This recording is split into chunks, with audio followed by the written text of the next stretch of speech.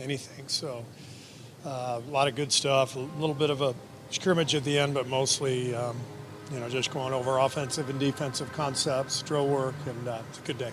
Steph and Draymond participate? Yep. Expecting them to go tomorrow? I expect them to play tomorrow, yeah. How about Brandin and Gary? Gary's questionable. He scrimmaged today. BP did not, so BP will be out tomorrow, and we'll just see what Rick decides with Gary. But that was the first step, was getting him into live action.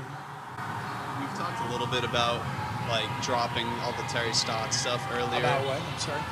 Scrapping the Terry Stotts offense stuff earlier in the year. Is that factoring into some of these practices when you do get the chance to practice, trying to reestablish some of that?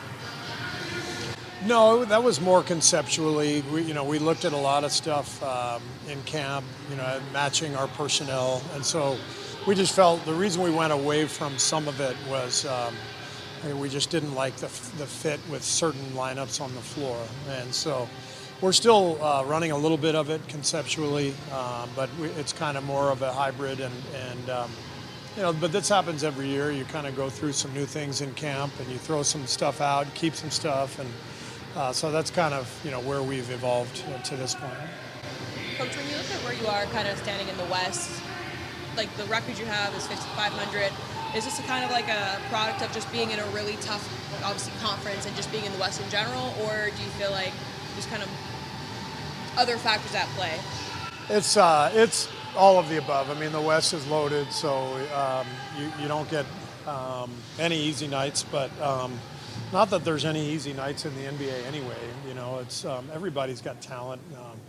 Toronto has 8 wins, and you look at their lineup, and it's like we know we're in for a battle tomorrow. We can't take anybody for granted, and like I said, everyone in the league has talent, and on any given night, you can get beat. So the key for us at 500 is what are the little things that we can take care of to give us the best chance to win, so that we can win some games when we're not shooting the ball well, or win some games when the other team is lighting it up. So that means all the details, winning small battles, first to the loose ball, boxing out, winning the rebound total, getting extra possessions. Those are all the things we're focused on right now. With a team with some veterans on it, is it easy to navigate the ups and downs of a season? It is. Yeah. You rely on them to get you through those? Yeah. It really is a marathon. 82 games is a long haul, and the schedule is filled with different challenges. You go through these stretches, and then you have to keep an even keel. You have to keep your confidence, but you also can't let your guard down and let bad habits sneak in. And that's where your veteran leadership is so important, so that those guys are holding each other accountable and understanding what we're trying to accomplish, even on a night where like the other night in Indiana, where we're totally short-handed. Our concepts, our principles, those are crucial because they're going to carry over to the next game. Your teams, you had obviously some of the best years any teams have ever had. And is that still in your head, sort of the standard that you're trying to reach or find for yourselves, or do you just accept that this is quite a different era and let's be as good as we can for what we have? Yeah, it's a great question. It's because it really is a mix of that. We have standards. We want to live up to those standards. It's not so much a formula that exists, but a legacy and a history. But I don't expect these guys to win 73 games, obviously. So I don't want to let them off the hook in terms of, the history and what we're trying to maintain, but I also am not expecting miracles. So that's why it really is more about principles, standards, what's important to winning and losing, what's important culturally. I felt like one of the reasons we won the title in 22 is because we went through 2 really tough years, one of which we had the worst record in the league. Next year we missed the playoffs, but during those 2 years I felt like we maintained our standards and our values, and that allowed us when we were whole again to win a title. And that's kind of what you're hoping for, is you keep your culture, you keep your standards, and you stay ready for, when everything kind of clicks again, health-wise and roster-wise, and so that's how we kind of approach it. Were you hoping that this year's team, you were hoping there might be some similarities to that 22 team, the quick start? That team didn't hit a wall, I think, until February. Right. This one is hit quicker. Do you feel any different now after this lull, or do you still kind of hold that hope out? I still hold the hope out that, because I've seen it, 12-3 to start, that doesn't happen by accident. And we were top 5 in both offense and defense at that point. The last 20 games or so, our offense has really fallen off a cliff. And so we have to examine why. We have to connect the game. The defense can help the offense and vice versa. We're banged up, but doesn't mean we can't get back to the team we were early in the season. We just have to stay with it, and that's part of the marathon mentality. Don't get too down, but keep looking at all the ways we can get better. And then, Coach, I believe it's been since 2018 since the last time Andrew Wiggins played actually at home. Is that right? Fans. Yeah, that's what I've been told. Since 2018, the Raptors won a championship, and then, of course, he won a championship. So can you talk to me about his, growth that you've seen from this guy, from him, just simply just by being on the Warriors alone?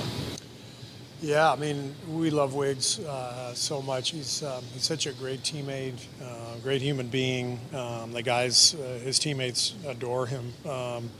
It's been a really good run here. Obviously the title in 22, but everything he's brought to us, the defense on the wing, the secondary scoring after Steph, we've needed all of that. And so he's been a big part of everything we've done, and I'm excited for him to be playing here in front of his hometown. Didn't realize it had been that long. Steve, it's been about a month now since you guys have added Dennis. How have you guys adjusted to him, and how do you feel like the adjustment on his part is going with all the moving parts? Well, defensively, he's been fantastic for us. The other night, without Wiggs, we put him on Cade Cunningham, and he hounds Cade everywhere. Same thing with Tyrese Maxey last week. Just the ability to put Dennis on these explosive offensive players is a huge weapon. The challenge has been at the offensive end. And I'm talking to him about anything he sees and how we can kind of better incorporate him into what we already do. It's a little tricky because he's a true point guard. He's a pick and roll player, and frankly, oftentimes he's playing without much spacing out there, and that's hard. Point guards need spacing. They need lob threat. They need shooting on the perimeter to get the driving lanes they need to pick people apart and pick and roll. And so, we're trying to find the combinations that make the most sense without giving up, the defensive aspect that he gives us. So, a little bit of a metaphor for our season so far.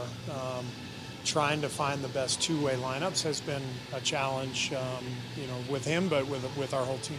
On a human level, I mean, you went through it before. What's it like getting traded in the middle of the season? Oh, it sucks. It's brutal, especially when you have kids. He's got 3 young kids, and to have them all the way across the country in Brooklyn, that's not easy. And so you're living in a hotel, you're missing your family, you're joining a team without a training camp, without really knowing what the team is trying to accomplish, and you have to do that on the fly in the midst of a schedule that is unrelenting, so not easy. And then, Coach, sorry if you spoke to this already, but just checking in with you. How are you kind of handling your childhood home and the fires in LA kind of impacting you on a personal level? Yeah, thanks for asking. My mom is healthy and safe, and she's got a lot of support, but it's rough. I mean, the whole town basically burned down, and so all my childhood friends lost their homes. Seeing the pictures is unfathomable, really. It looks like somebody dropped a bomb on Pacific Palisades. So it won't hit home until I go back and see it. I'm planning on doing that the first moment that we are allowed to actually go up to the site. We can't get there yet because of the fires still burning and the destruction, but once I get clearance to go visit, I'm going to fly down and go see the house with my mom and my brothers and do everything we can to support my mom. Would you miss a game for that? No, I wouldn't miss a game. I'd miss a practice. We would just work it out as a family. We'd just, if we had a game, we'd just go the next day or something. How does it feel for you to be back here? I know it's been a minute since you played here. How does it feel to be back playing? I mean, it feels good. Always love playing back here. Just seeing the fans and my family and friends and just being home. We know you missed the past couple games for personal reasons. How are you and how is your family doing? Everyone's all right. Everyone's all right. Thank you. Andrew, a general question about the game. It seems that in the NBA it's becoming harder to defend between the rules, and the growing players' skill set. For you as a switchable and versatile defender, how have you been adjusting yourself to it over the years? You kind of just go through where the league goes. When I first came in the league, I feel like everybody had, two bigs. It was kind of a slower pace. Only a few teams play fast like that, but not every team plays fast. You just got to be ready for it, be conditioned for it. You got to be ready to guard transition, multiple actions, and guys play fast now, really fast. Would you change any? I mean, you're saying it's where the league is going, but would you change any role just to have more room for defense? I don't know. I feel like I haven't given it too much thought. Sorry, just to follow up, this is a last point, Andrew, about it. In terms of schemes as a team, how you have adapted to this increasing difficulty to defend over the years? In terms of tactics of schemes as a team, how you adapt? I mean, you just try to be the aggressors. Yeah. You try to be the people that you want to be the ones that set the tone. Yeah. You don't want to play off somebody else. So as long as you set the tone, you put yourself in a good position to do well. 30th anniversary of the Raptors. Just for you, how influential was it having the Raptors here in Toronto? Oh, it was big time. It was big time. Us what we looked up to. Growing up, it was, kind of like the vision of where you wanted to be. Especially seeing someone like Vince Carter. Everyone in Toronto wanted to be like Vince Carter. Everyone was a big fan of his. We loved it. Can you believe it's been 30 years? 30 years is a long time. I'm about to turn 30, so it's crazy to think about. Yeah. I know it doesn't seem like you want to share too much about what's going on in your personal life, but do you anticipate having to miss more time? I don't really look too far ahead like that. I'm here now. So I'm just ready to hoop. Are you happy to be back? For sure, I'm always happy to be with the team. Always. Especially, a great city like Toronto. I haven't been there, I haven't played here for a while, so I'm excited. What have you learned about the Raptors just watching film and preparing for this game? They like to play fast. They play with big guards. I remember last year, the first time we played them, they ran and tried to post up Steph a lot, so we put a lot of emphasis on trying to get him out, especially with Scotty. And so, they like to post up, split cuts, stuff of that nature. When you're trying to run that kind of like scram defense, how important is communication? It's huge. Communication, that starts with our defense, being tight in the shell, talking, communicating, being loud, disrupting them. So, how was it having a couple of days in between games, having a full practice? I know you haven't been able to practice much lately. How good was that? Yeah, we haven't practiced in a minute, and so just being able to practice, get out on the court, go over some things that we haven't been able to. We've been on the road, so just going over those things, try to clean some stuff up and get ready for tonight. Trace, general question about the game. You're still young, but you have been already in the league for...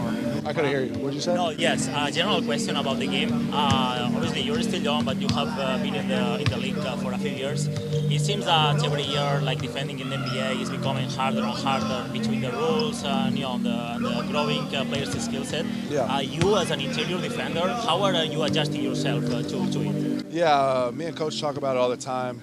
Basically, if you jump in the air, it's a foul. And so, besides, you always want to be second off the floor, hands up, away. There's a lot of guys with a lot of good gamesmanship, and so just being able to show your hands and jump second, the two biggest keys to not draw fouls. Would you change any role in order to have more room to defend?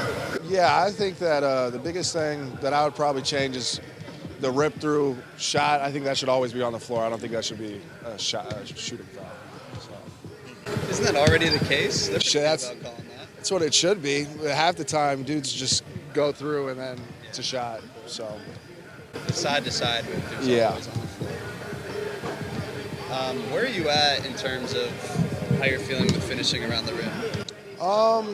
Felt like early in the year I was pretty good. In the middle of the year was sluggish, but I feel like I've been getting better, trying to get my back on track. I feel like whenever something happens and someone brings it up and then starts getting traction, you start getting in your head about it a little bit. But overall, I just got to keep being aggressive. And so you're saying I shouldn't bring it up?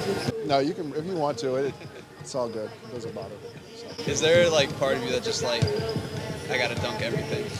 Yeah, that's kind of what I came into and starting in December and was just like, the layups aren't dropping, you might as well just try to flush it. So that's what I've been trying to do.